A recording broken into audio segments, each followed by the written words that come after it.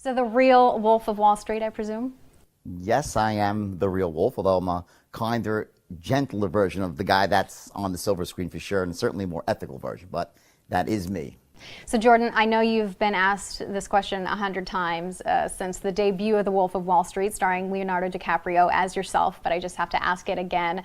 Was it Hollywood taking wild liberties with the truth? Let's start with this straight line persuasion tactic that DiCaprio's character uses to turn these no-name, no-talent guys on Wall Street into the hottest brokers. Was that really how it went down? Well, yes, it's true. The straight line system was something I created that allowed me to take these talentless dimwits, you could call them, and turn them into world-class salespeople. But in the movie, the only liberty is that they collapse time. They make it seem like, one day I pick up a script and I'm like, with this script, I'm going to turn you guys into the best salesmen on earth. And it didn't quite go down there. What happened was I stumbled upon this untapped niche in the stock market, which was selling $5 stocks to the richest 1% of Americans, very sophisticated business owners. And I had tried it myself and was doing it with with little ease. It was very easy for me to do. My junior partner, okay, great sales guy, I trained him. He was able to do it as well. But the 12 talentless, no-name guys, when I tried to teach them to do it, they just simply could not do it. They could not close rich people. And that created a dilemma for me because I knew I'd had this huge market niche, but if I couldn't get the guys to close the sale, what was it really worth? So for about a month or so, I tried every possible sales training tactic known to man. And I was about 25 years old at the time, and I was already considered to be one of the top sales trainers on Wall Street. I gave great meetings. I'd read every book. I was a student of the game, and I tried everything possible, from teaching them answers to all the objections to, how to raise your voice, lower your voice, all this different stuff, but they couldn't close rich people. And then one day, after about a month of failing at it, I stood in front of these guys and, you look at the blank faces and they're all frustrated and they're getting negative because they can't make any money with the system. And I had this thought in my mind, and it was these magic words, which were, every sale is the same. And I looked at these, I said, don't you guys get it? Every sale is the same. Watch, it's a straight line. And I drew the straight line on the board. And what it really was it was a visual representation of a sale from start to finish. See, what was happening is when most people who, aren't like born closers, right? When they think of selling something, it's almost like there's so many variables and it's sort of like they meander this way and that way. And there's no real sort of a start, a finish, and sort of a system to do it.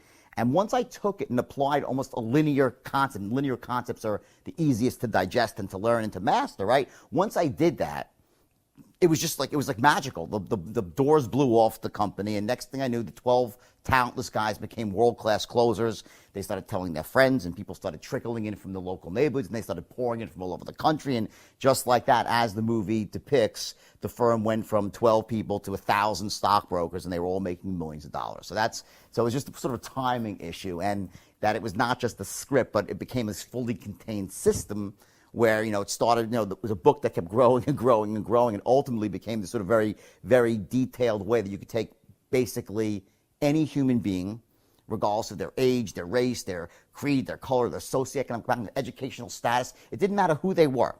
You could take any person, put them through the straight line system. They'd become a world-class closer in a matter of a couple of weeks. So you mentioned this straight line persuasion system as being every sale is the same. Can you expand on that a little bit?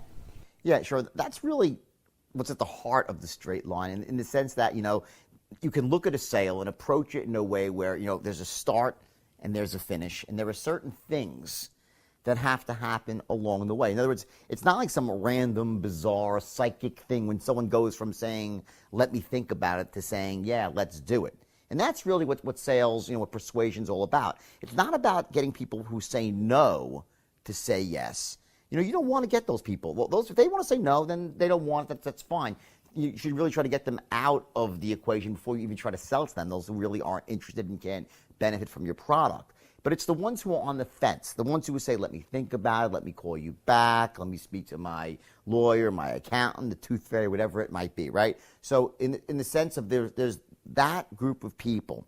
And the reason why they come up with these, where they really stalls versus objections is because there are certain key elements that they're really not convinced on.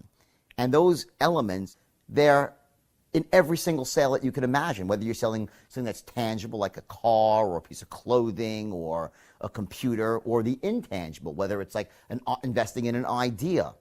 okay, where it's not like a product, so to speak, but it's just something that you can't put your hands. It's the same thing, and those things must line up before someone says yes.